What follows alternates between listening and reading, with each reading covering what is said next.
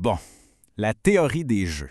Accrochez-vous parce qu'on va parler de l'art mathématique de modéliser comment des gros égoïstes prennent leurs décisions, surtout quand leurs choix de merde ont un impact sur absolument tout le monde. Allez, c'est parti, on plonge dans ce merdier. Voilà, c'est exactement ça.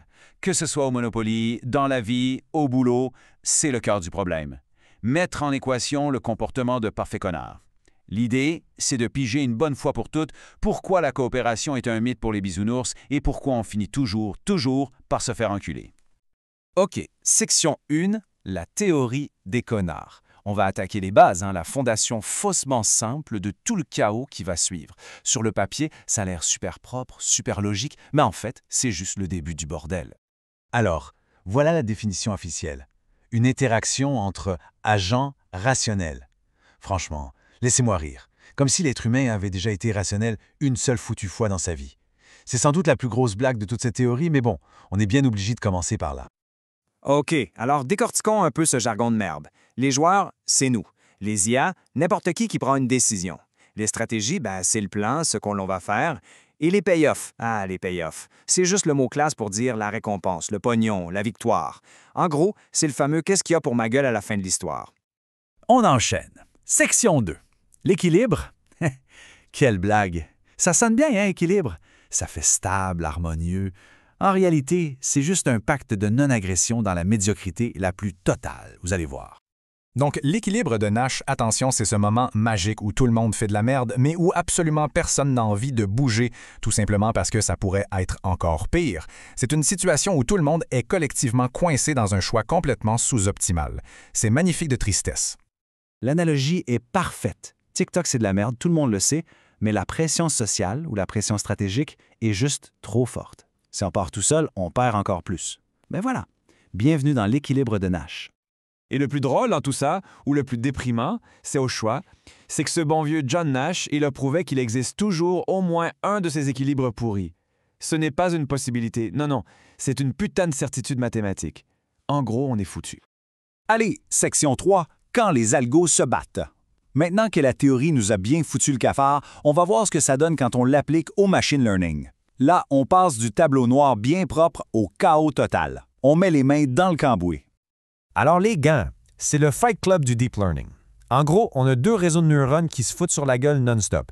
Il y en a un, le générateur, qui passe son temps à essayer de créer des contrefaçons parfaites, des deepfakes plus vrais que nature, et l'autre, le discriminateur, qui joue aux flics parano pour démasquer la supercherie.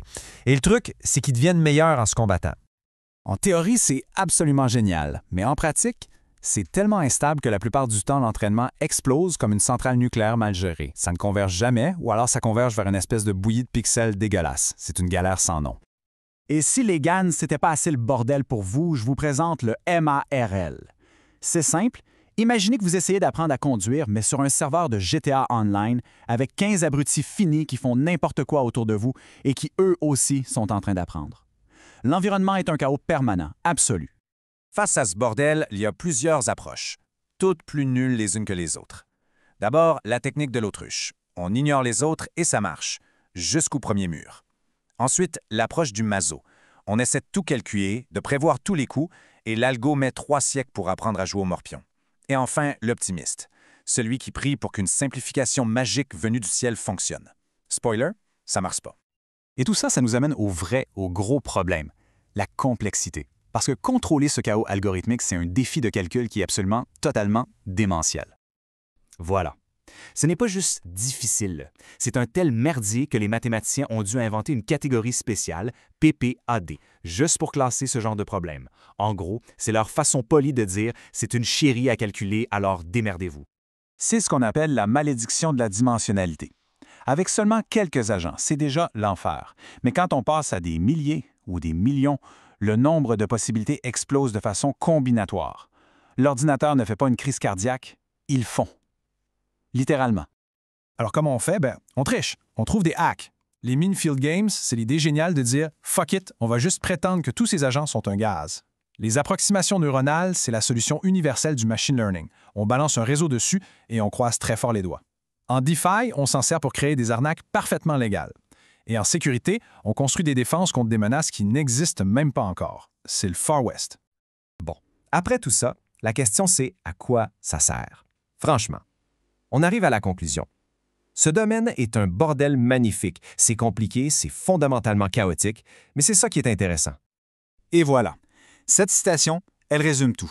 C'est une discipline qui est intellectuellement fascinante, qui pousse les maths et l'informatique dans leur dernier retranchement, même si les résultats pratiques sont souvent décevants, voire complètement imprévisibles. Mais bon, au moins ça fait de beaux papiers pour frimer en conférence. Ah, voilà où on en est. On a des chercheurs qui se tuent à la tâche pour essayer de faire converger ces systèmes de dingue. Et pendant ce temps-là, GPT-4 a probablement déjà tout compris juste en lisant Wikipédia en diagonale. La moitié de ces approches complexes sont peut-être déjà complètement obsolètes. Bienvenue dans le futur. Et ouais, c'est un sacré bordel.